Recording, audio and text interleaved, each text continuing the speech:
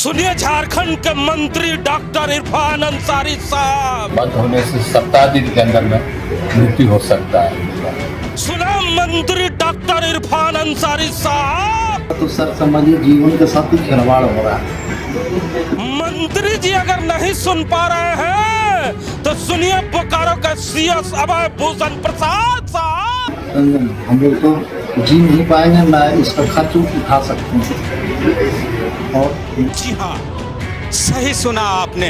लेकिन अब इन मरीजों की जान खतरे में है, क्योंकि चीराचास में संचालित प्रीति डायलिसिस ने इनका डायलिसिस करना बंद कर दिया है। महंगा खर्च है, इसलिए जो है हम लोग सहन नहीं कर पाएंगे, वहन नहीं कर पाएंगे इसके खर्च, जिससे ये तमाम वो लोग हैं जो अपने जिंदगी के अंतिम सांसें गिन रहे हैं इस भरोसे में कि झारखंड की स्वास्थ्य व्यवस्था और झारखंड की सरकार उनके साथ है। बंद होने से हम लोग का जीवन बंद हो जाएगा सर, और हमारा ही नहीं जीवन बंद होगा। डायलिसिस आयुष्मान से हो रहा है तो हम हमारे परिवार के लोग भी ये हैं। झारखंड में स्वास्थ्य व्यवस्था पे अपनी पीठ थपथपाने वाले स्वास्थ्य मंत्री आदरणीय इरफान अंसारी साहब को इस तस्वीर को गौर से देखना चाहिए कि बोकारो शहर में जो उनका सेनापति है, जो सीएस साहब हैं, वो गहरी निंद्रा में सोए हुए हैं। क्योंकि बोकारो शहर में अब मरीज दर दर भटकने के बजाय उपायुक्त के कार्यालय पहुंचते हैं और उपायुक्त साहब से अपनी गुहार लगाते हैं कि साहब हम जैसे कई मरीज मौत के कगार पे पहुंचे हुए हैं और झारखंड सरकार के द्वारा जो फैसिलिटी हमें मिलनी चाहिए वो फैसिलिटी अब नहीं मिल पा रही है। हम सीधे आपको डीसी कार्यालय लेके चलते हैं, जहां पर ये मरीज बोकारो के नए डीसी से मिलने पहुंचे हैं। होता है 5 साल से हो रहा है रेगुलर वहीं पर होता था। वहीं पे अब क्या बताया गया अस्पताल के तरफ? डायलिसिस बंद हो गया है तो हम लोग कहाँ जाएं, कैसे रहेंगे, बाल बच्चा कौन देखेगा? एक महीना में कितना बार होता है डायलिसिस आपका? सप्ताह में 3 बार होता है। 12 बार। अब बताइए अब कितना पैसा लगता है प्रत्येक डायलिसिस में अगर कराते हैं? 1800 लगता है। और पहले आयुष्मान के तहत फ्री होता था। पहले आयुष्मान के तहत फ्री होता था, उसमें पैसा नहीं लगता था। महीना पहले तो यहीं सिविल सर्जन से मिले थे और डीसी ऑफिस से बात हुआ था, तो बोले थे कि समाधान हो जाएगा, आश्वासन दिया था। तो वो 8 महीना मतलब 1 साल तक चलाए हैं, फिर वही चीज़ हो रहा है। हम लोग फिर यहाँ आए और फिर आश्वासन दिया, क्या होता है, क्या समस्या थी और क्या बातें हुई उपायुक्त महोदय से? आप उपायुक्त महोदय तो हम लोगों को आश्वासन दिए हैं कि आप लोग का समस्या का समाधान जल्द किया जाएगा। इसमें मैं देख रहा हूँ सर, और ट्वीट के माध्यम से भी किया गया है, इस पर भी सर ध्यान दे रहे हैं और सर आश्वासन दिए हैं। इससे हम लोग को बहुत खुशी और संतुष्ट हुए हैं। ये हमारे मामला का समाधान जल्द हुआ जाए। सीएस साहब इस प्रोग्राम को देख रहे हैं तो इन तस्वीरों को देखकर वो समझ ही गए होंगे कि आखिर मामला क्या है। अगर मामला की गंभीरता को देखकर आप इन मरीजों पे तनिक भी दया करें तो इनका इलाज हो पाएगा। लेकिन हमारे साथ बात करने के लिए राम नारायण शर्मा है। शर्मा जी, मामला क्या है पहले हमारे दर्शकों को समझाए, क्योंकि अगर मंत्री जी इस कार्यक्रम को देख रहे हैं तो उन्हें समझ में आए कि उनके जो नुमाइंदे हैं वो कहाँ चूक रहे हैं और आवाम को वो सुविधाएं क्यों नहीं मिल पा रही है जिसे राज्य सरकार और केंद्र सरकार मुहैया कराने के लिए अथक प्रयास कर रही है। हिमांशु जी, ये जो सारे मरीजों को आप देख रहे हैं जो अभी उपायुक्त महोदय से मिल रहे हैं और गुहार लगा रहे हैं, ये सभी डायलिसिस के मरीज हैं और इनका डायलिसिस चल रहा है। लेकिन अब इनका डायलिसिस जिस केंद्र में चल रहा था बोकारो जिले के चीराचास में प्रीति डायलिसिस है, चास अंचल में प्रीति डायलिसिस है, जहां पर इनका डायलिसिस चल रहा था। लेकिन प्रीति डायलिसिस ने एक आवेदन देकर गुहार लगाई है सिविल सर्जन और मुख्य चिकित्सा पदाधिकारी से कि पिछले 14 महीने से इनका बकाया है आयुष्मान योजना के तहत इन सभी मरीजों और इनसे दूसरे मरीजों से जुड़े हुए इलाज के बकाये पैसे का। तो जब तक वो पैसे इन्हें नहीं मिल जाएंगे वे इन मरीजों का इलाज नहीं कर पाएंगे। और जब मरीजों को इस बात की पता चली कि अब उनका डायलिसिस यहाँ नहीं हो पाएगा, तब विवश होकर वे आज उपायुक्त महोदय से बोकारो में मिलने पहुंचे हैं, जिनकी गुहार आप सुन रहे हैं। हमारे साथ हॉस्पिटल के जो संचालक हैं वो भी हमारे साथ हैं। रवि जी, क्या नाम है आपके अस्पताल का, और आपने इतना कठोर फैसला क्यों किया है कि आपने अस्पताल के आगे नोटिस चिपका दिया कि अब आज के बाद किसी भी मरीज का डायलिसिस नहीं करेंगे?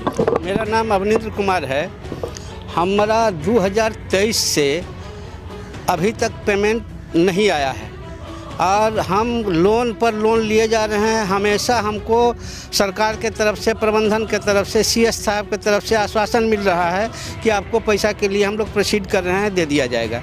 लेकिन उसी भरोसे हम लोग बैंक से लोन ले लिए, 30-40 लाख रुपए लोन हो गया, उससे भी नहीं हो सके तब हम लोग दे दिए दूसरी कंपनी नेफ्रो प्लस को। नेफ्रो प्लस भी 8 महीना से चला रहा है, अब उसका बकाया हो गया 30 लाख रुपया हम पर।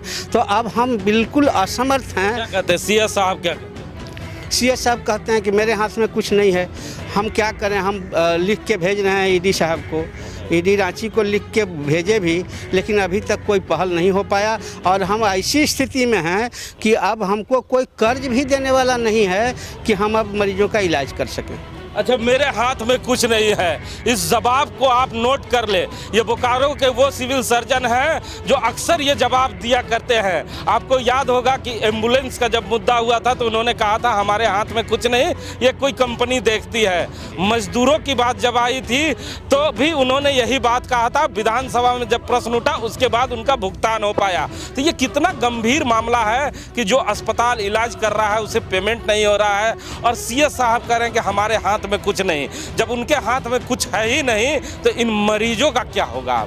जी हिमांशु जी, सबसे दुखद पहलू तो यही है, जो जिले के चिकित्सा विभाग के सर्वे सर्वा हैं वे सभी मामले में इतने असमर्थता आखिर क्यों जताते हैं? उनके पास सरकार ने वो ताकत दी है, वो चीज़ें जी कि पूरे ज़िले को आपको संभालना है, और उससे पहले आप ज़िले में घूमकर ज़िले की स्वास्थ्य व्यवस्था की जानकारी ले सकते हैं और सरकार को उसके बारे में आप बता सकते हैं, स्वास्थ्य विभाग को बता सकते हैं, स्वास्थ्य मंत्री को बता सकते हैं।